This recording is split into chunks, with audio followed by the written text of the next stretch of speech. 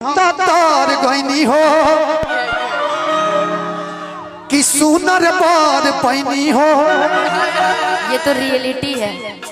अब सुनर बर मिल जाएगा तो फिर कोई याद आएगा जी पति सब कुछ है। देखिए सेटिंग कैसा है, कॉम्बिनेशन देखिए। ब्लैक अरे नीचे वाला हमारा पता ना रहा कि अपना निशा के प्यार में सवार गईनी हो। एक खुशी रहे लगवा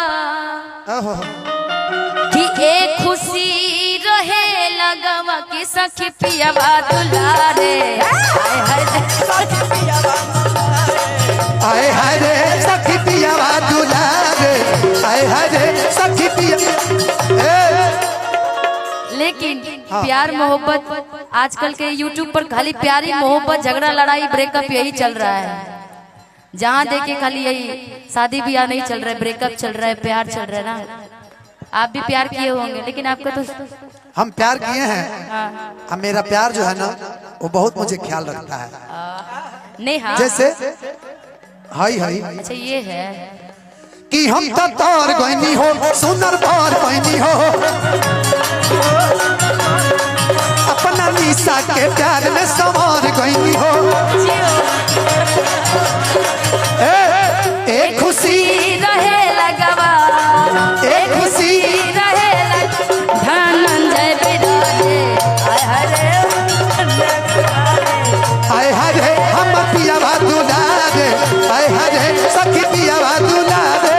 लेकिन पियावा दुलारे जानते देखो सुनते रहो। लेकिन पियावा दुलारे ऐसन पति मिले मुश्किल से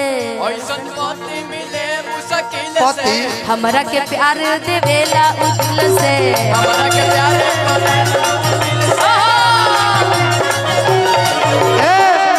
कि ऐसन पति मिले मुश्किल से। अब आप पत्नी पर आइए। हम पत्नी ओहो चेंज अब हम मरद हो जाते ना चेंज द लिरिक्स। हाँ अब पत्नी पर आइए। कि ऐसन मौगी मिले मुश्किल से करल प्यार उ तो हमरा के दिल से।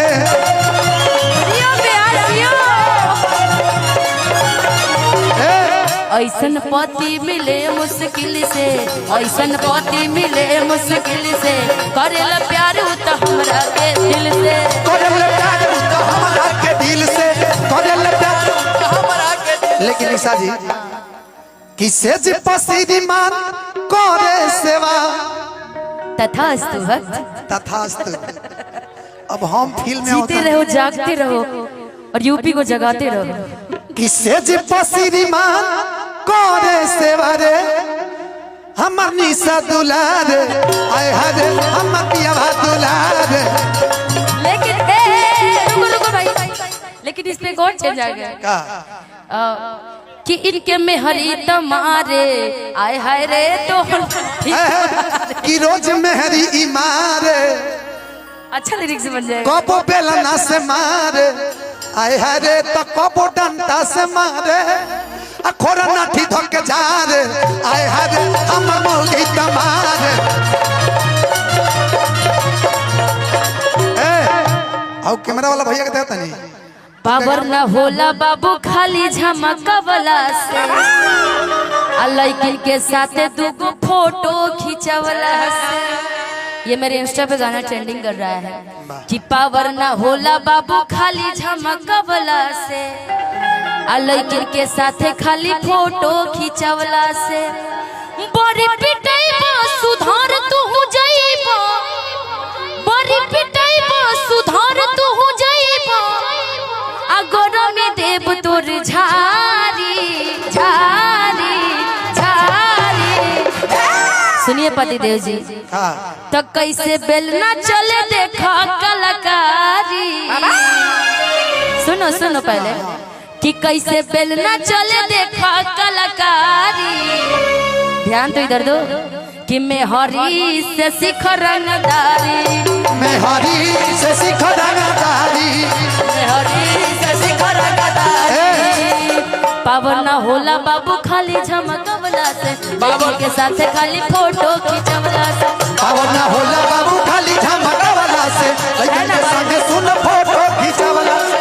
पावर ना होला बाबू खाली झमकवला से, लेकिन के साथे खाली फोटो खिंचवला से। पावर ना होला बाबू खाली झमकवला से, लेकिन के संगे खाली फोटो खिंचवला से। बड़ी पिटाई बा सुधार तू हो जाइबा, बड़ी पिटाई बा सुधार तू हो जाइबा, बबरी देव तोर झाली झाली झाली। त कैसे झाड़ू चले देखा कलाकारी, अच्छा त कैसे बेलना चले देखो कलाकारी। ए धनंजय बलुआ मैं हरी से सिख रंगदारी, मैं हरी से सिख रंगदारी, मैं हरी से सिख रंगदारी, हरी से सिख रंगदारी। मैं हरी से सिख रंगदारी ना। क्योंकि कोई कितना भी आगे हो लेकिन मेहर से बड़ी डरता है, पत्नी से बहुत डरता है। माने काहे डरे के हो? अरे घर में कलेश नहीं ना करना, टाइम से खाने ना मिली। हम लोग जाएंगे पप्पू जी के ढाबा पे, अच्छा वहीं पे रोटी पकाएंगे। हाँ। कौन देगा रोटी पका के? ढाबा वाला। हाँ। ढाबा वाला भाई हमको रोटी खिलाएंगे, आना घर ही हम पर खाएंगे, हम माजा मार के फिर सो जाएंगे। अरे फिर झाड़ू लगेगा ना जी। हाँ? पत्नी जब मारेगी ना दरवाजा बंद कर देगी। डराए के बाकी डराए के बाद कैमरामैन फोकस करो इनके ऊपर। कैमरामैन फोकस क्या रे, मैं कीजिए। अपने बीवी से डराऊंगा? कैमरामैन फोकस करो, फोकस। इनकी पत्नी को दिखाया जाए, कल केस देवरिया थाना में लाया जाए कि मैं हरी से सिख रंगदारी, मैं हरी से सिख रंगदारी, मैं हरी से सिख रंगदारी, मैं हरी से सिख रंगदारी। मान ले पिया हम के। रुको भाई रुको।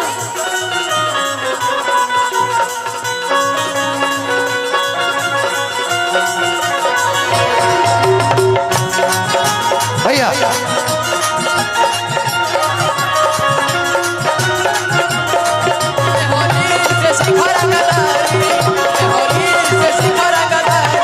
भैया लेखपाल साहब से निवेदन बा कि वो मंच पे आई।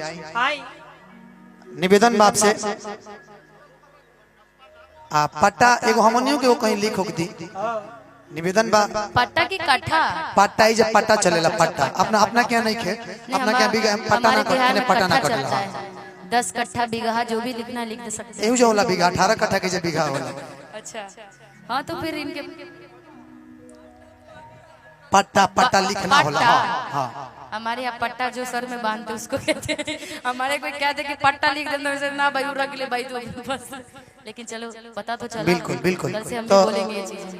लेखपाल साहब आज ही आवाज अगर लेखपाल जात जी। हो तो आज ही तो बड़ा अच्छा रही, चूंकि ने प्रमोद भैया की भी फरमाइश बा कि मैं हरी से सिख रंगदारी,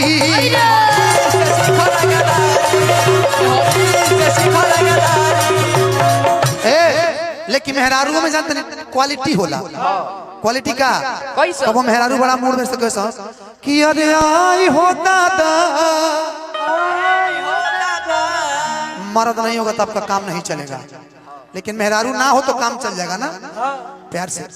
कि अरे आई हो दादा, कैमरामैन इन पे भी फोकस करना है, इनकी बीवी को दिखाएंगे कि कैसन पियावा के चोरी तरबा। अच्छा लेखपाल साहब, लेखपाल साहब आ गए ना। बड़े पापा। अच्छा बड़े पापा, बहुत बहुत प्रणाम। सारे कलाकारों का स्वागत करेंगे। अरे भाई थोड़ा हमारी थोड़ा बीवी, साइड में। भैया ना हमारी बीवी के दिखा फोटो मन बा। हाँ। सारा कैमरामैन फोकस कीजिए, मेरी बीवी को दिखाइएगा ना। हाँ हाँ बिल्कुल बिल्कुल।